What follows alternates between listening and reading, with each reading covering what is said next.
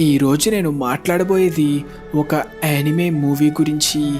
ఇది one of the best ఇంకా most popular anime movie.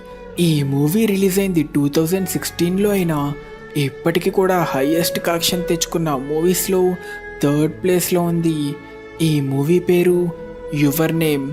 ఈ మూవీలో ఒక మంచి లవ్ స్టోరీని అదిరిపోయే డ్రామాతో, కళ్ళు చెదిరిపోయే విజువల్స్తో చాలా అద్భుతంగా చూపించారు.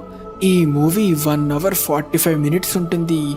ఈ కథలో సడన్గా ఒక రోజు ఒక టీనేజ్ కుర్రాడు టాకీ ఇంకా ఒక టీనేజ్ అమ్మాయి మిట్సుహా బాడీస్ స్విచ్ అవ్వడం స్టార్ట్ అవుతాయి. దానితో వాళ్ళేం చేశారో, అసలు వాళ్ళ బాడీస్ ఎందుకు స్విచ్ అవుతున్నాయో తెలుసుకోవాలంటే మీరు ఖచ్చితంగా ఈ మూవీని చూసేయాల్సిందే.